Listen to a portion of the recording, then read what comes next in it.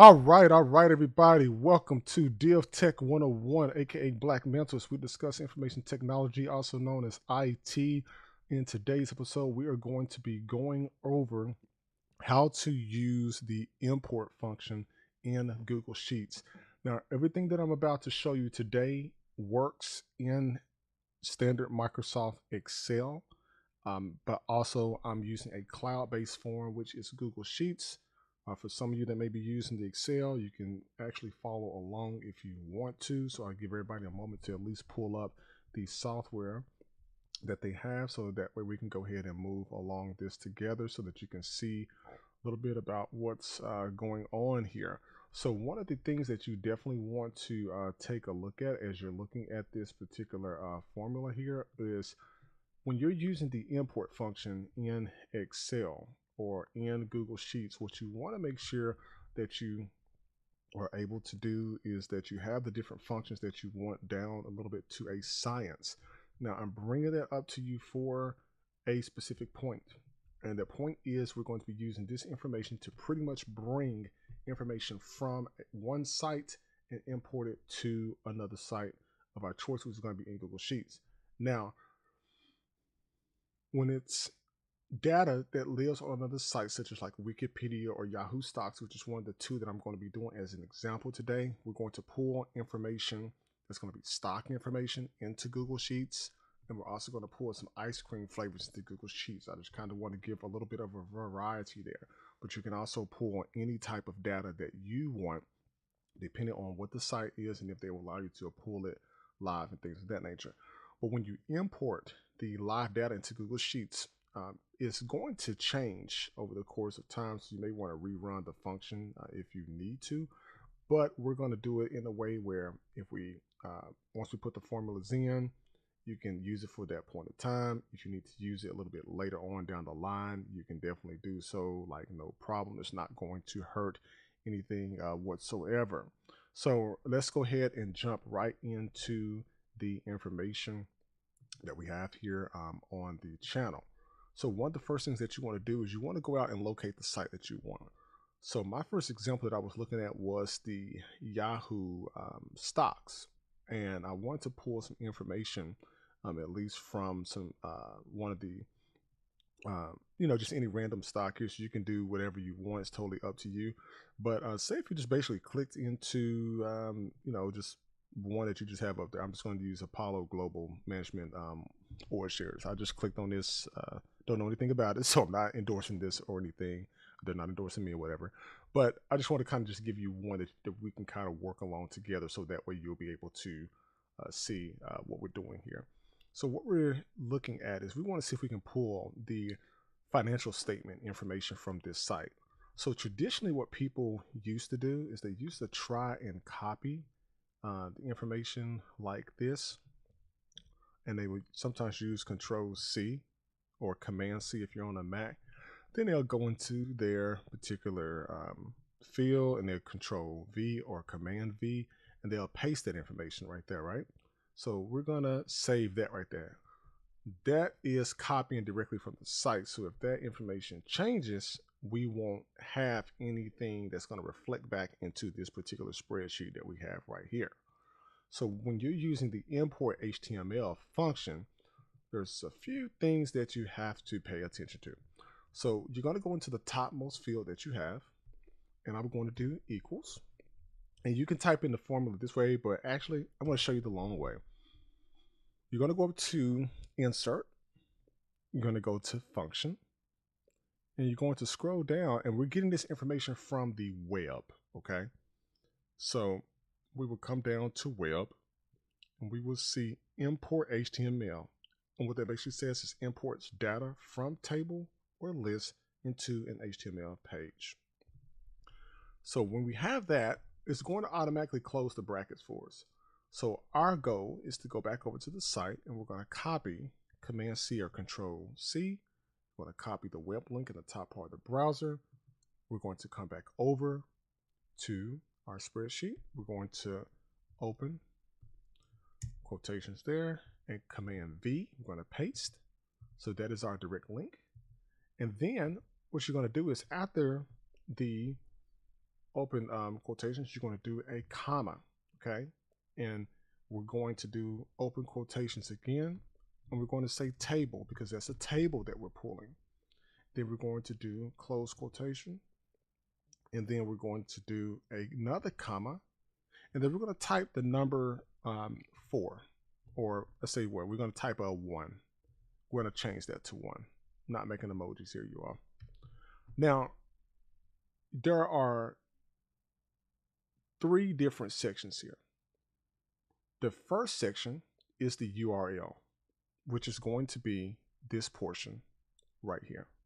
That is what we copied directly from the site.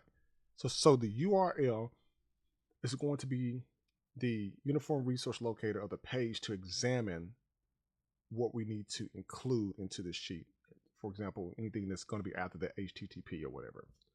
But the value of the URL must either be enclosed in quotation marks or be a reference to a cell containing the appropriate text that you want. Then we're going to query what we need. So the query section is going to be what we have as listed as table there. So the query can either be a list or a table, but they must be enclosed in your within the parentheses, or I'm sorry, within the quotations.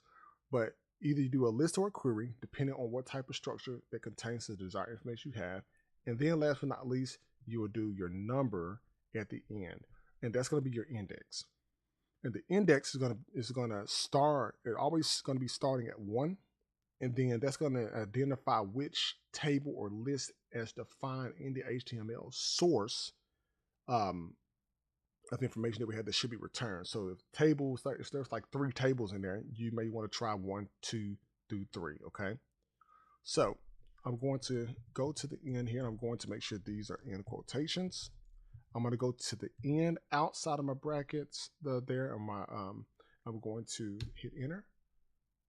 It's going to pull the exact same information that I made from over here, or that I copied earlier on this side. So if you look really closely, you see the information, and it oftentimes will pull it the way that it sees it. The structuring may be a little bit different, but we can organize that in a moment. But I want you to kind of look at that just for a moment so we can make sure that, you know, you have everything that you need there.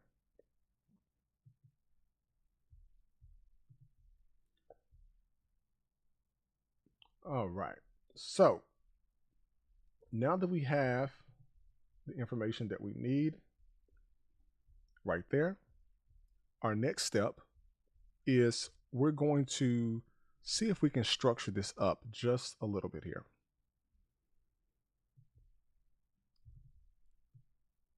So we're going to say that we have this right here. So we want to make that just a standard color.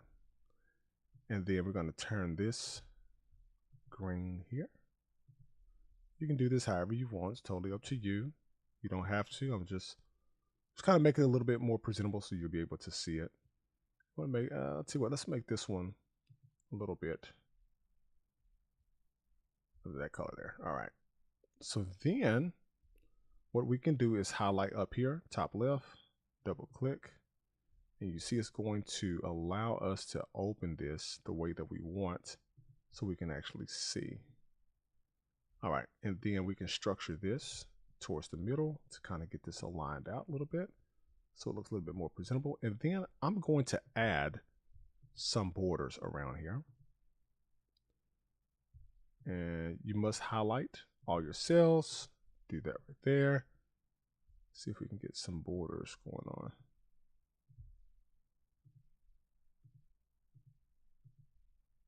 Looks like it won't let us do it since it's that live data there, but that's fine. Traditionally, you could select your borders and put those around so you can see. So that's one part. All right, so now let's do the flavors of ice cream. We're going to do the same thing. And if you want, we're going to actually type this one out here. So we do equals import. Once you start typing, it's going to give you a list, and you just do tab.